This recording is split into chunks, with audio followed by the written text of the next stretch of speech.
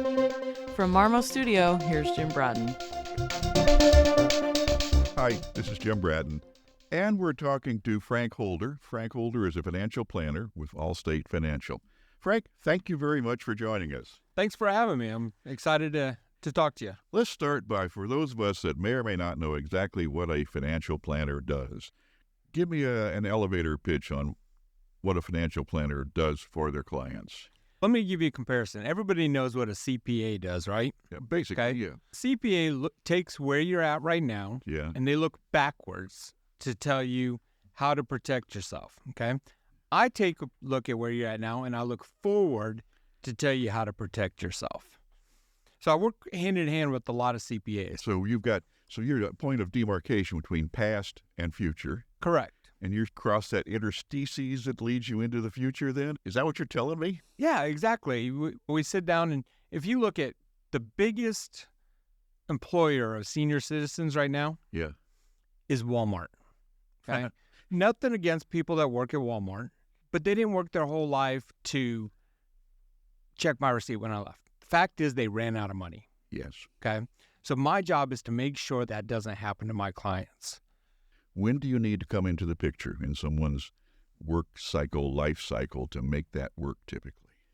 The earlier the better, of course. If you want to have that magical $1 million, Right, okay, it's a lot easier to get that if you start when you're 20 than if you start when you're 60. right. Okay. So the earlier you do it, the better. But it also depends too, because there's different stages of life. Right. And even in retirement, there's 3 stages. There's what I call the go stage, Yeah. which you retire, you go visit the grandkids, you buy the RV, you go to the Grand Canyon, you do all the things that you worked your whole life for, right? Then you have your slow go stage, where your big trip is to Walgreens or Walmart. And then the third stage is the no-go, where you can't go out anymore. Right. Okay? You have to plan for all 3 of those stages. All 3 of them have different costs associated with them.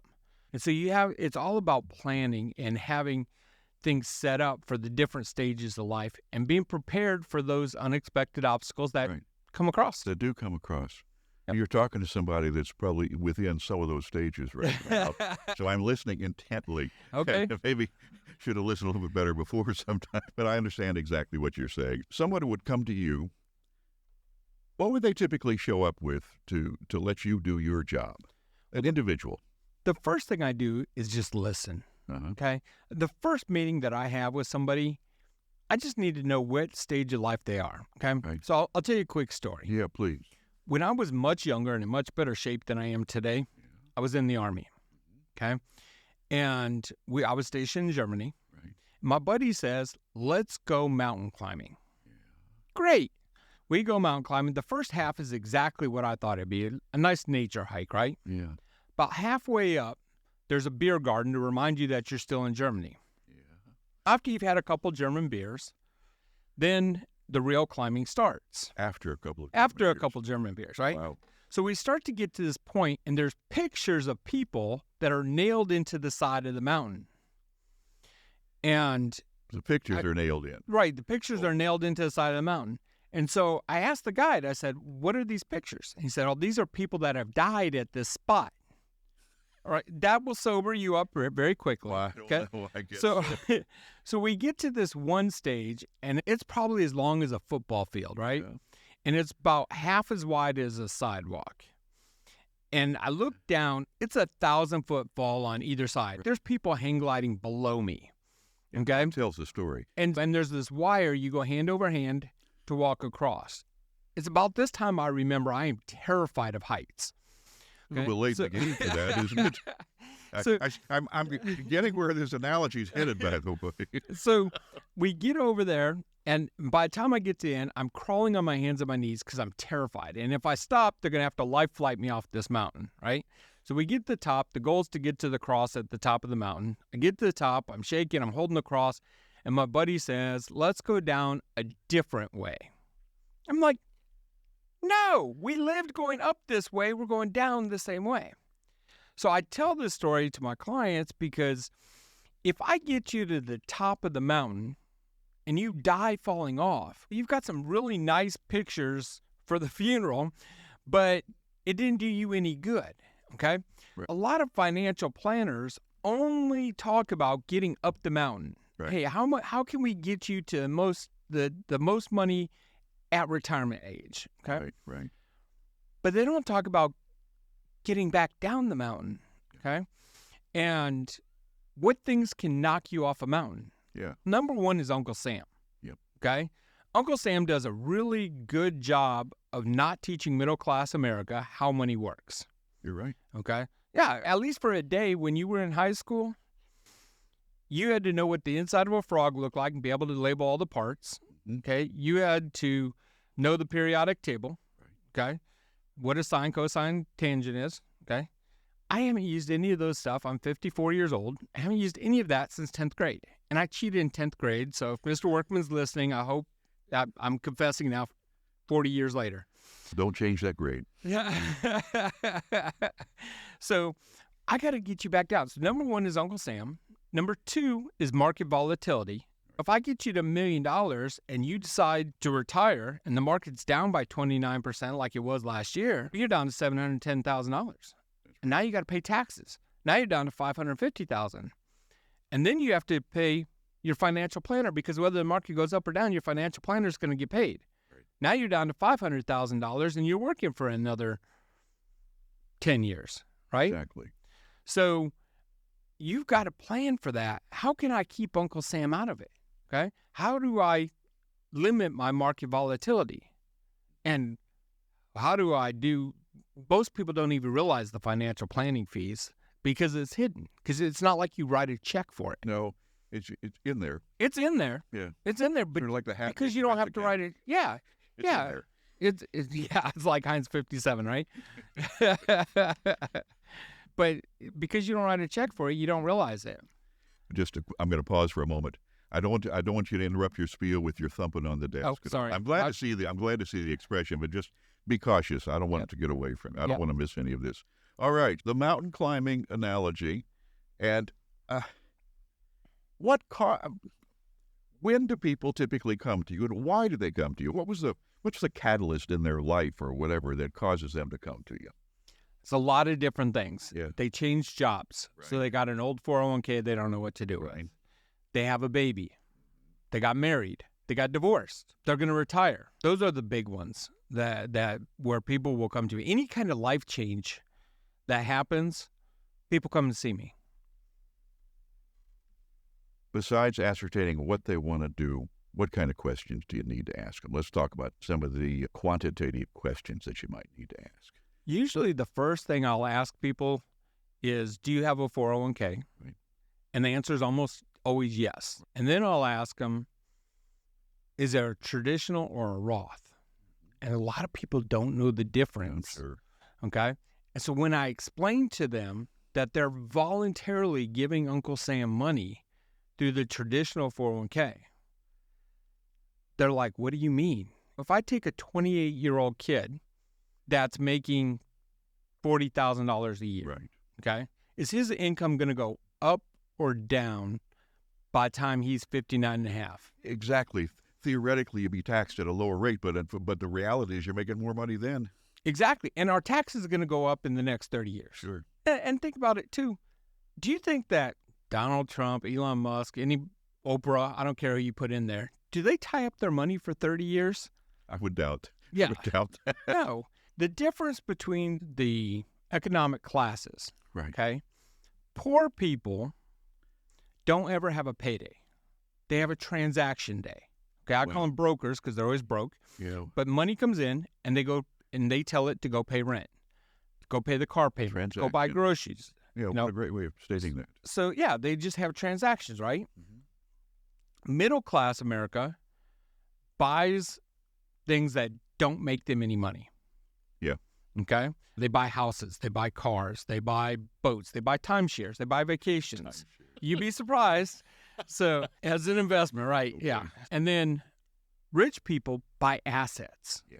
And what they do is they put money into assets. Their assets pays their taxes and their liabilities. And whatever's left over is recycled into the asset. Right. When they need money, they borrow against that asset. Right. When you borrow money, you don't have to pay taxes on it. Exactly. And so they don't have to pay the tax on it. There's a reason why Elon Musk's in the 0% tax bracket and Donald Trump paid $720 or whatever it was that they were reporting. There's a reason why they do, because they know how the game is played. But they don't teach us that in high school or college. And you're lucky if they teach you how to balance a checkbook, Yeah. if that. Most kids today don't even know what a checkbook is. But boy, did I use a bad analogy. Golly, that's just... Hey, that's our age group right there. Oh, man. I'm sorry that I could not choose a more contemporary analogy on that. Scratch that, listeners. I know you don't have a checkbook, so there we go. Yeah. Yeah. If you do, you're the lady that's in front of me at Walmart. If everybody learns this, who's Walmart going to hire? Right? Anyway, who's going to check in, check you out the door? There you go. We're about 10 or so minutes in. That's about what we planned on doing today, just to let people understand a little bit of what you do. So let's look, if you were going to give somebody, let's just say, as we wrap things up, a couple of points of advice external to seeing you, recognizing they should come and see you. And by the way, all of your information will be on the header of this podcast, so people can know how to do that. We'll let you go ahead and give it at the end of the podcast, but it'll be in writing too with a few clicks that they can use. So a little fragment of advice that you might offer. Let's just wrap up with something like that. Okay. Number one, never let circumstances dictate your actions. And when I am looking where to invest, there's 3 buckets that I use. Okay. Number one is things 0 to 3 years away. In this bucket, I don't care what interest rate I'm earning. The only thing I care about in this bucket is that it's always available. Right. Okay. Bucket 2 is things 3 to 7 years away. And this is my future needs bucket. Okay.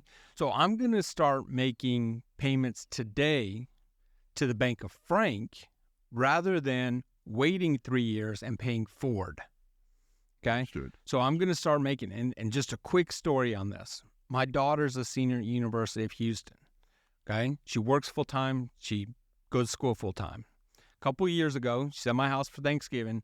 She leaves the house, hits a deer, totals her car. Right. Okay. I teach her a life lesson, tell her to go and she has to find the car and she has to negotiate it, but don't sign anything. Right. Okay.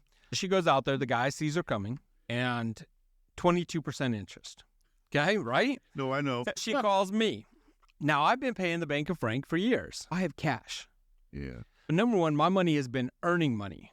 My money is an employee of Frank.